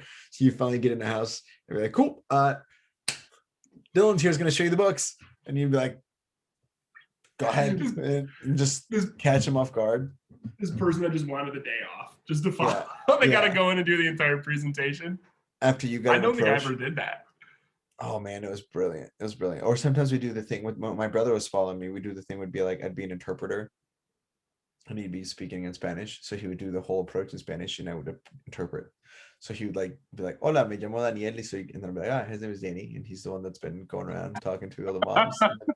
and then yeah, he'd be a mute. Mark Rao gave us that one. He would be a mute. I'm like, this is Danny. He's mute. Can't really. And then at the end, he'd be like, no. Do you have a business card? I'm like, ma'am, he's not deaf. He's a mute. Like, he can hear you fine. He can hear you fine. And then we'd go back to the car and be like, have a nice day. And we'd get in. Like, did you guys ever see Super Troopers? No. I know what you're talking about with the meow approach. Yeah. No, the repeat game. So when Christian DeBay and I lived together my 3rd summer, we would always knock on the first door together to get ready for it. We would do execs and shit like that. And we would go knock on the first door together. And what would happen is Christian would run up to a door and I'd kind of stay by like the sidewalk and everything. And Christian would run up to the door and he'd knock and Mrs. Jones would come to the door and Christian's like, "Hey, are you the mom here? Cool. You know, my name's Christian. You know, I'm the one that's sitting down with all the families here in Brazos County with kids, you know, high school on down to the little guys. Did you hear about me stopping by?" And then she'd be like, "No, I haven't." And as she was saying her response, I would walk up and be like, hey, are you the mom here?" Like, "Yeah." And I'm like, "I'm Dillon. I'm just the one in the area sitting down with all the families with kids in high school on down to little ones. Did you hear about me stopping by?" So we would repeat. We would just repeat each other the entire time to get people really mad. One guy tried to fight us. Super uncomfortable. One family let us in. Like they were like they mostly spoke Spanish. So they thought it was hilarious. And they let us in. And we went through the entire presentation. And they bought the math books. 0 down. They ended up not coming through. But they let us go through the entire presentation just because they wanted something to do that morning. That's hilarious. Dude, epic. And then there was a bigger and better game, right? Bigger, better. I'm trying to think of the best thing I've ever got for bigger, better. Didn't Shane Blake get a laptop, Dillon? Or Nick? Wouldn't surprise me. That's wild. I heard that was surprise me though. Got a MacBook, but yeah. I used to hug dogs. In fact, that was like the number one piece of advice I'd give a struggling first year is just like, okay, on your goal card, put a little box for dogs hugged. And sometimes I'd be like, no, take pictures with strangers' dogs and then send them to me so that I know that you're having a good time. And so they were like, 3 or 4 first years that actually did that. Like wound up having a pretty decent finish to their summer and actually selling some bucks. So that's a fun one. It's like so many things just to get people out of their head. Just Yeah. like stop. And I think still now with sales, like once you have the foundations, it's like stop over analyzing this. Just go have fun with people because you know everything else has been burnt into your brain. Yeah, that's exactly right. Now, okay, so I think we're getting time. It's time for the pony store, my man. I think it's second summer plus fiance. I think I need to hear this. I think if you're listening, this is the buckle up, go get a drink of water, pause it, because this is about to be bomb. I know that that's a very big, that's a very like you're setting the stage. I don't know. It was so when I was long hair, bandana, my first summer, you would have to follow if you're shit in the bed, right? So it's like typically the first or second day of the year you follow. And if you have 2 or 3 0 days in a row, you go follow. Right. And I don't know about you guys, I never wanted to follow. I was like, you are taking away a day where I could be selling right now. I have to fill up my gas tank. And I told people I was going to see them today. What are you doing today? Follow-ups. My follow-ups are going to be so upset with me. They didn't care. They were hoping you didn't show up. And I really didn't want to follow halfway through the summer. And Aaron, who I really looked up to, still look up to, he's an incredible human being, Aaron Schaefer. Yes, he is. He was like, hey, yes, he is. You got to follow this chick. You guys are like twins. Like you're the same type of person. You're going to love it. I'm like, fine, whatever. And I remember seeing her at that coffee thing that I was telling you about. And like instantly, it was one of those, like you see someone, you're like, wow, this person is incredible. She hasn't even said anything yet. She's incredible. And then we talked, she had like a veil. I remember exactly, she was wearing a veil sweater and she was wearing like highlighter short, like running shorts, like no makeup on, hair was not done. Everyone's coming to like meet everybody. So everyone's wearing something good except for her. And I'm like, this chick's awesome. And it was a veil shirt. So I'm like, I can talk to her about Colorado because I had family in Colorado. And I started talking to her and like completely botched the conversation to the point where it was so weird that I was like, all right, see ya. And I walked away and I put on a pair of rollerblades and I rollerbladed away at a coffee thing where we met like 30 other people in our organization. Yes. What? Are you kidding about the rollerblades? Or no. The rollerblades were in my car. I used to rollerblade on campus. Like everyone knew me as the guy that rollerbladed to class. This is after your first summer. At Central Michigan. This is before my first summer. Oh my God. Before my first summer, I was a guy that rollerbladed everywhere, had long hair, and I brought my rollerblades down bro. Yeah. You're a trip. People still like people that went to college with me that are like, oh, you went to Central Michigan? You're the guy that fucking rollerbladed everywhere? As me. Like, people knew me as that guy. I don't know why. Okay. But met her, and I brought my rollerblades down to Michigan State, met her, tried to talk with her, completely botched it, turned around. I'm like, okay, bye. And I like didn't know what to do. And I felt uncomfortable and everyone was still like at this picnic set up. So I went to my car and I put my rollerblades on and I rollerbladed away. That actually happened. And halfway through the summer, see, now we know what the ending is though. Halfway through the summer, Aaron told me to follow Morgan and huge crush on her. And she did not know I existed. I was a very ugly duckling. And I followed her and like got there at the beginning and she like put the ground rules down. She's like, hey, don't talk to me. Let me do my thing. You know, you carry like I'll put my bag on your lap when we get everything, but let me do my thing. Do not want to talk. And I like was infatuated with her so much that at like the second house we sat down in, I had to take a piss. And I wrote it on a piece of paper and like slid it to her because I didn't want to interrupt at the end to be like, I'm talking. And I said, hey, I need to use the bathroom. So also fucking weird if you could imagine sitting down with 2 college students as a mom and one of the college students pushes a piece of paper to the other one and she picks it up and she reads it. She goes, oh, my colleague would like to use your restroom. Read it. But I wanted to make sure I was listening to her. Whatever she says I'm going to do. She was super pissed that day. She had one sale, I think that house, the second place that we sat down with. And other than that, it was just like very rough. And she would come into the car every time and I would run back to the car with her and I'd sit in the passenger seat and I'd sit down and she would chuck her book bag into my crotch every friggin' time because she would just throw it into the passenger seat. And I was sitting in the passenger seat, so I didn't want to say anything. So I have to catch her fucking bag every time. And we ended up, as the day went on, I was like trying to pump her up, and she's like, hey, don't talk to me. And then at the end of the day, she finally talked to me a little bit. We talked about like spirituality and stuff. And I swear to God, I finished that day, and I'm like, I'm gonna get better at this because I'm gonna impress this girl. And that was my whole MO from my first summer. I was halfway through. It was my whole MO from my first summer to my second summer was impressing this girl. And I was reading Think and Grow Rich by Napoleon Hill. And Aaron told me, he's like, write down your goals. You know, like, what do you want to do? Go through this book. And if you guys remember in Think and Grow Rich, it's like you put your big goals at the top. Mm-hmm. You talk about like your why it's so, we do it with AIM assessment, right? We talk about why it's so important to you and what you're going to commit to do every day in order to achieve that and who you're going to be because of it. And I set 4 goals and I laminated it and everything. I read it every day. And my first one was, I had made like $8,000 my first summer. And I was paying my way through college. So I was looking at it through dollars, not through units. And I'm like, okay, I made $8,000. I'm going to make $20,000 this next summer. I'm going to find a way to do it. I'm going to get personal confidence and I'm going to meet the girl of my dreams. And I wrote, I'm going to date the girl of my dreams. And in parentheses, I wrote MF because I was too nervous to write the word Morgan Frankie. I'm like, MF, I wish I still fucking had this. But I laminated it. I read it every day. I did push-ups and sit-ups every day to try to like work on my confidence. I looked myself in the mirror every day and I told myself how good I looked when I didn't believe it every fucking day. I did my sales conversation 3 times a week, every week for the entire year. And I cut my hair, obviously. And I came out that next summer and I just started shooting the lights out really, really early on.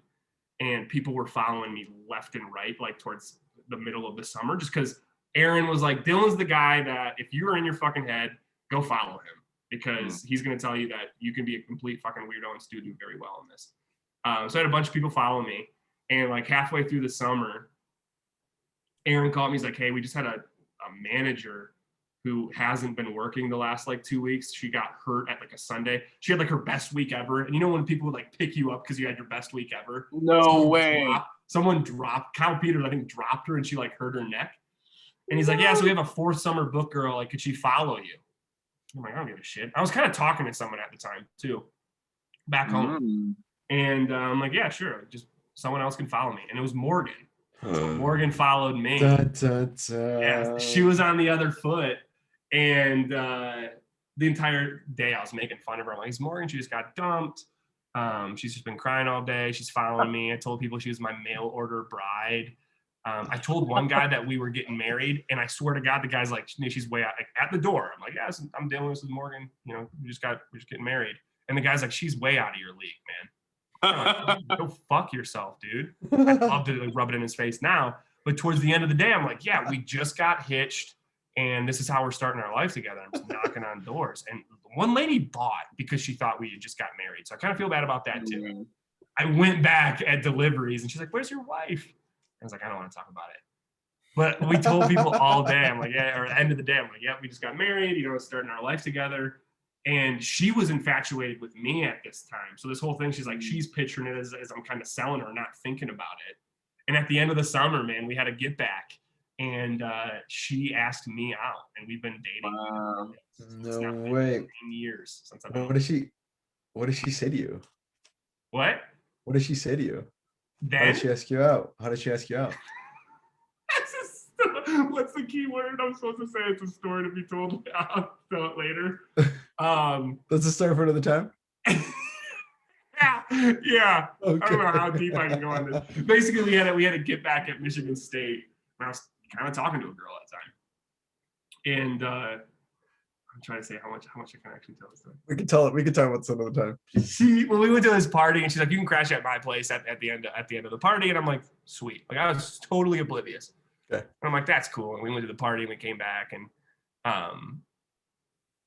so we started talking about religion and stuff because her grandpa was Catholic and I grew up Catholic. And she's like, all right, well, I'm going to bed. And I'm like, okay, like, I'm sitting in her couch in her apartment living room. And I'm like, all right, I can go to bed. Like, do you have like a pillow or a blanket for me, like getting ready to sleep on the couch? She goes, oh, you come up and you can sleep in my room if you want. My response was, oh, but do you have an extra blanket for me? Like, I still didn't know. Like, I was so Idiot. and we went out. Yeah, we left it, and it's a story to be told later. Sure, it's for another time. What if I kept going? No, it's say the end of the story. It's a story for another time. Let's just make sure. Make sure there is another time. In my mind, though, that is like, for me, that's the pony story. Like, I have a bunch of like different times where like 200 unit days, like back to back to back. But no, pony story is like meeting the love of my life, doing something like super difficult. Wait, I got some questions though, if that's cool. I mean, it's like, wow, because that's incredible, dude. Yeah, that was fun. That's like the classic. That's like a movie rom-com. You should write a book about it. It's my favorite story to tell, dude. Like, there is something to be said about the power of motivation, I guess, or like just because when I asked this to Chad and he was like, he really like dug in on this. We went into like, was there a moment, like, I know you said like, I'm gonna get better at this for her, like way back when you followed her, but like, what, there had to have been like one moment where your brain just said, fuck it, I'm in. Does that make sense? Like, I'm in as in like, I'm dating this, it's happening, we're gonna date.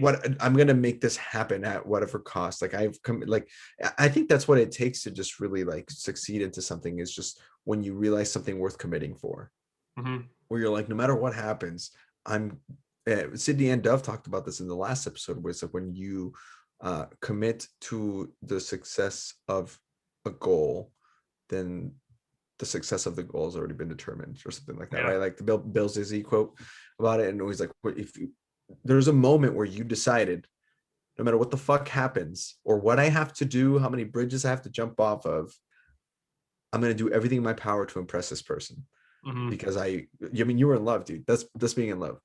She struck you hard, right? But that's why it's like, when you say that, it's like, part of me is like, was it as soon as I met her kind of thing? We're like, yep, how quickly? This is the chick. Like, it sounds so fucking corny too, right? It does. It sounds like super rom-com-y. But at the end of the day, that's what made you, like, for Chad, it was a different thing. Chad was talking about how he said that, like, he was like, no matter what happens, I cannot go through this and not get the full Southwestern experience. And so for myself and for my sake, the man that I want to be, I'm now like who I'm going to be someday, I'm now becoming. That phrase stuck with him. And then you should listen to the episode, Chad's episode. He probably has already told you the story, but just again, really I couldn't find his, because again, now I know that you guys are on Spotify. I've been looking on fucking YouTube. No, it's on Spotify. So, but yeah, and it's on Apple Music, right? Apple Music's Spotify podcast, iPodcast, whatever, Apple Podcasts or whatever. Anyway, but yeah, so he talks about like he got this really big rejection, and then he like had to choose to become a man, or just kind of like let it, like every other time in his life, to just like, whatever, I'm out. And he chose to stay. And the very next house was a pony, and like, so you go back and listen to that story. But the point I'm making is that was his moment, right? Like, it came down to one choice. Do you know what that was? Do you remember? Do you have an idea, or maybe like a clarity of like, there's a couple that I could like come to, like, when you're saying this, I'm trying to put myself, because I didn't know the answer when you started talking. Because like, part of me is going to say I was talking to somebody else at the time. So if you really think about it, part of me, that dynamic. Part of me gave up, right? I think part of me gave up, or is like, maybe it's not meant to, maybe it's not fully meant, whatever. But I think, like, because my big goals were do 20,000, like make $20,000. Right. And I ended up making $40,000 that summer. Check. Gain personal confidence and meet this girl. Right. Yeah. So I think like it was really the big one that kind of snowballed into the other ones, because I was much more confident when I started doing well. And then that led to like Morgan saw that confidence in me. And I think like the fourth one is like, I would have success if all of these happen. Right. So it really just kind of like snowballed down. So coming with Morgan, like, I don't know if there was one specific situation. I remember when I met her, I remember like vividly following her and telling myself like, that's a person I'd want to impress. And I never really had that feeling before. So that was vivid. And then deciding at the end of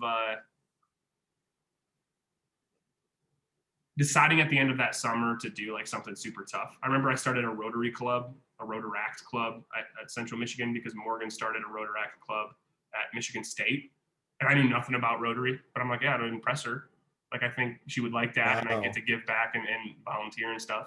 And she came up to help me, and she had said something. I remember we were sitting outside one of the places we had our first Rotaract club, and she had said something where I'm like, oh, I might have a shot here.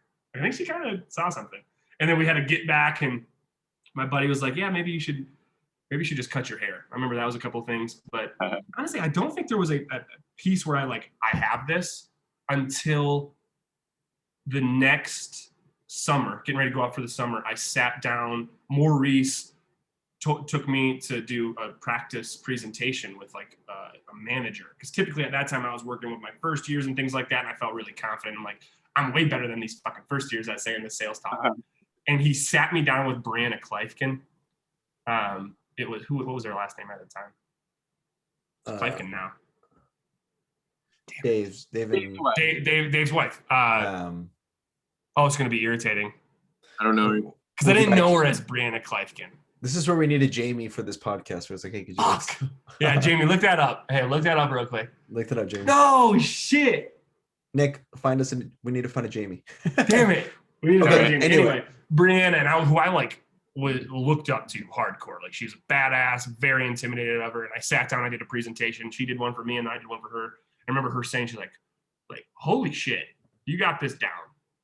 And I remember at that moment, I'm like, I think she was a fourth year book girl at that time. I'm like, if she could tell me that, this is going to be scary. And I remember just after that, I don't have a specific moment where I decided that, I think I always had that confidence. After I had that, I'm like, yep, this is going to be a really good summer. And then when Morgan followed me, I had no idea that she even liked me. But she, we talked, what? You said that you gave up in your mind at that point. You were talking to someone else. Yeah, it was I was talking to somebody else at the time, and I'm like, because for me, it slowly throughout that year turned into, I'm going to be the person that I know I can be, and I will attract the person that should be with me through that experience.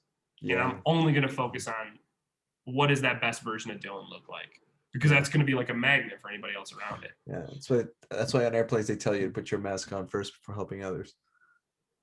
Oh, I've never heard. That's a good one. Never forget. Damn, that's a good analogy. How did you go from being so oblivious when she told you to sleep in her bedroom to then turning that into a relationship? That's what I'm curious about. I mean, the short story is I even went up. Went up, stayed in the same bed. She made the first move and moved around and started making a move on me. She started kissing me. You know what I mean? And my mom was like, holy shit. And then she had said something. She's like, I've liked you for a little bit. And I remember she told me, I was like, no. So it was basically next morning we started chatting, and it was very much, she's such a cool mindset where she's like, I'm not going to waste my time. The kind of thing is hey, I like this. Let's give it a shot kind of thing. I'm not going to waste my time thinking maybe she's like, I feel pretty confident that you're an awesome human being. I'd love to spend more time with you. So I was like, all right, yeah, let's give this a shot. And we basically started dating that next morning. And I walked out of the house. And I was like, wait a minute, I'm dating somebody else right now. I can't do this. Oh, damn. I remember calling Maurice Howell. I'm like, hey, very, very, very good news. But I also have very shitty news that I got to figure out. So hopefully that girl's not watching these podcasts. Hopefully it sticks mostly to the book. Tell her it's on YouTube. She won't make it this far, It's on YouTube. I mean, it's definitely not on Apple Music Spotify podcast. Apple, yeah, all the things. But at the end of the day, dude, you're gonna marry a person that you've been infatuated with in a healthy way for a while, and that's as good as it gets, Yeah, and that other girl, solid. She got married. She has 2 kids with this guy. She's from my hometown, right? So it's cool to see her in a good place too. Yeah, it's good to see, and we at the end of the day, there's so much wholesomeness to this story versus some of the other stories that we've had, just because this is the first did it for the girl. I had to go see about a girl. This is the Good Will Hunting episode. Gotta be about a girl. This is the Good Will Hunting episode, right? Where it's Brandon told us when he went to jail. That was the Shawshank Redemption episode. There's hey man. Then there's Chad who unwittingly went through and was super successful. That's your Forrest Gump episode. Right. I just kept running, said Chad. I'll make sure to tell him that he's the Forrest Gump for you. You tell him I said that. I think I'm Matt Damon. You're basically saying I'm Matt Damon from Good Will Hunting, and Chad Is Tom Hanks Forrest from Gump. Forrest Gump. Yeah, and he's a goddamn Win. war hero. Do you know what Win. That's a win for me, man. he chopped the pants off Nixon, and it was ping pong world champion, and he's a goddamn war hero. It's $1 million wound. I'd like to see that. Pulls his pants down, shows him right there. That Forrest is a goat, man. Forrest is the goat. Chad is a badass like Forrest. Anyway, so yeah, man. So I think this is a good place to call this an episode. But first of all, Dillon, wow, what a wonderful story. What a great conversation, man. This has been probably the most chill vibes we've had in an episode of just. We haven't talked about weed this much since we started. So. And I like the variety. I mean, I like the variety. It's cool to just kind of have episodes for everybody. There's going to be alumni because there's going to be alumni that are going to listen to this and go, "Oh, what the hell, weed?" But then there's going to be so many people that read or listen to this and be like, "This sucked." No. They didn't even talk about Southwestern. We did though. You know, it was fun. A little. And I feel like we're talking about Kenya. Talking about a lot of shit, man. This was. Thanks for having me. This was fun as fuck. I'll be the 100th episode too, if you want to bring me back for the 100th episode. Yeah, no, we're gonna get you on with Jon Stewart in that case, right? yeah. We gotta get Chad requested that we got you and Chad at the same time, and that would be a fun episode for sure. Because that would be for sure more stories. It'd be me ripping on Chad a lot. And I've even told him, I'm like, Chad, you got to be ready for the fact that I'm going to give you shit that entire episode. And he said, yeah. So we got matching outfits for it. Yeah. I got to get Aaron Schaefer on here too. Yes, you do. That'll be fun. Aaron talks and it's just fountains of wisdom. Like, if you're thinking of any type of spectrum, I'm over here. Aaron's going to be over the opposite. You're not going to get the weed stories. Okay. You're not going to get the Kenya stories. We're gonna get the cool moms that like were there for, and that person that won, that he took to victory and became a wholesome leader. He's gonna do a lot of this. He's gonna. Does that make sense? That's my Aaron Schaefer. Just making sense. So Nick. So who do we got up next? I know we have a variety of guests. Can you give some announcements on Thursday? Get excited! We got the Flying Scotsman himself, Pete Burgess. At 7:30. Oh yeah. That's gonna Let's go, Pete. That episode will be super fun. He's a fun factory, man. He would like fly a drone around GRS and like do crazy things, wear a kilt. You know, he's a legendary bookman, leader out of the UK and the Highlander group. Next Sunday we've got Miles Ham. Oh yes. Yeah. Good discussions. That's gonna be like a good crispy one. I've been messaging him. That's gonna be a very risque episode. That's what I was trying to say, Nick. That's what it's gonna be great. Yeah. The uncensored. That'll be the uncensored episode. Yeah. We'll have to be like enter our own risk. Oh yeah. So then after that, we've got Will Metcher and Andy Laws on a dual episode, and then we're book. It's just we're having fun with this one, guys. It's really been picking up. We're grateful for anyone who's listened to multiple episodes, or if this is your first episode. You know, again, you can listen to us on Spotify, Apple Podcasts. You got Google Podcasts. You got all these podcast things I ain't even heard of. I'll share the anchor.fm link that you can click on and then find Spotify. You can there's a wow emoji on Dillon's video. That's funny. But yeah, stream us audio wise. You can watch us on YouTube if you care enough to just see our pretty faces. But yeah. And Facebook Live, obviously this is where we're getting the audience interaction, and we love it. People can share and listen and enjoy.